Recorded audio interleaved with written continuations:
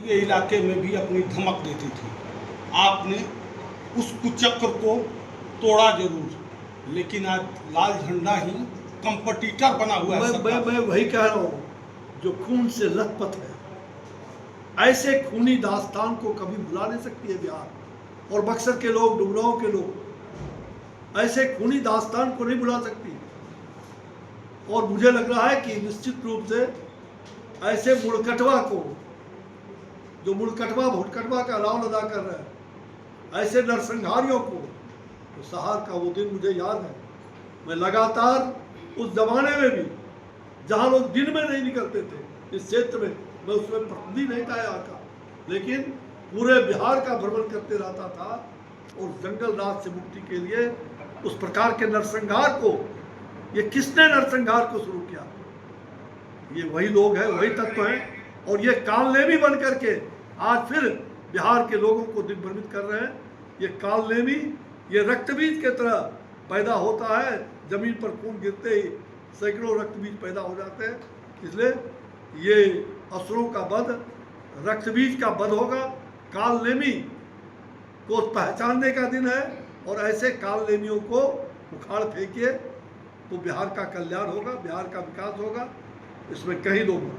लालू जी और तेजस्वी जी लगातार जातिगत आधार पर बिहार में डंका पीट रहे हैं कि सरकार हम बनाएंगे।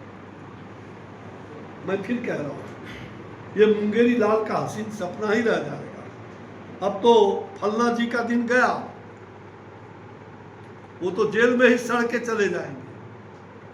और जो घोषणा हुआ है ना उस दिन कि फलना आदमी मुख्यमंत्री, फलना आदमी उप मुख्यमंत्री, उनके डीएनए में ही वो विष है। ये पूरा खानदान में वो डीएनए में विष है, भ्रष्टाचार का, अपराध का, अत्याचार का, बलात्कार का। वो शिल्पी गौतम को कोई भुला नहीं सकता। वो शिल्पी गौतम कांड किसके क्षेत्र में हुआ, किसने किया, ये भुला नहीं सकता है। और मुझे लग रहा है कि वो दिन दोबारा बिहार की जनता नहीं, बिहार की माँ बहन दोबारा उस प्रकोप को झेलने के लिए कभी नहीं सोचेगी। और इसलिए मैं आपको बता देता हूँ कि अगला मुख्यमंत्री नीतीश कुमार होंगे, और 14 नवंबर के बाद, हाँ, वो मुख्यमंत्री नहीं होगा, काल कोठरी का एक प्रमुख कैदी, मुख्य कैदी होगा। इसमें कहीं दो मत नहीं। जो जमानत पर चल रहा है वो जेल के अंदर रहेगा। कितने सीटें मिलेंगी? सीट तो मैंने कहा ना कि प्रचंड बहुमत से एनडीए की सरकार बन रही है। अभी चुनाव बाकी है, अभी हम लोग विश्लेषण करें हैं। पहले का विश्लेषण में आपने जानते हैं कि 2025 225 का संकल्प है लोगों का, और मुझे लगता है संकल्प को पूरा करने के लिए हम उस लक्ष्य तक पहुँचे। एनडीए पूरी गति से एकजुट होकर के काम कर रही है।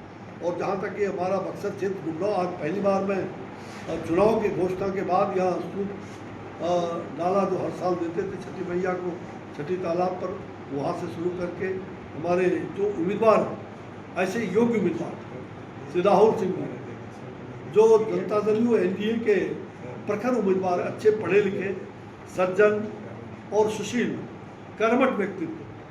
पहली बार मुझे लगता है कि डुमरांव क्षेत्र को बहुत वर्षों से इंतजार था ऐसे कर्मठ युवा शक्ति का। मैं चाहता हूँ कि इस युवा शक्ति को लोग डुमरांव के कल्याण के लिए, बिहार के विकास के लिए, और डुमरांव डुमरजनी माता का आशीर्वाद इनको निश्चित रूप से प्रदान है।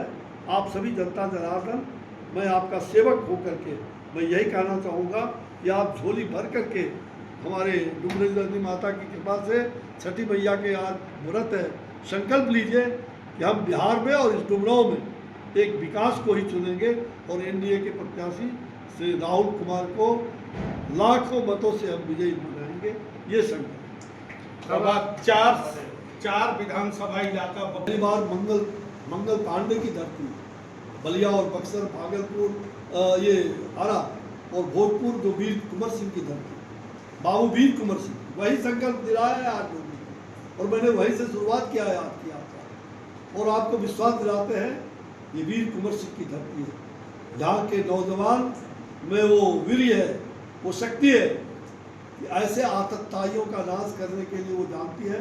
और मुझे विश्वास है कि यहाँ कमल और तीन और हमारे एनडीए के जो हमारे 3 और साथी हैं, जो रालोसपा और हमारे लोजपा, रालोसपा और लोजपा रामविलास जी का हम ये हमारे 5 पांडव निकल पड़े हैं और कौरव का वध होगा।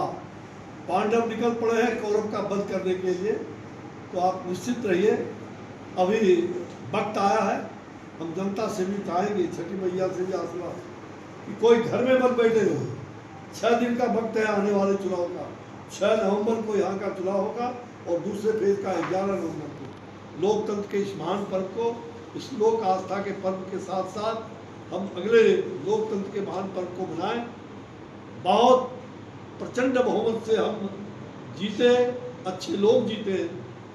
जो दुर्नामी है, जो अपराधी है, जो हत्या और बलात्कार नरसंहारी है, जो ऐसे भ्रष्टाचारी है, उनको उखाड़ फेंको और अच्छे लोगों को वक्त दो ताकि पूरे बिहार का विकास हो सके। तो मेरा यही कहना है, बहुत धन्यवाद है कि यही होगा।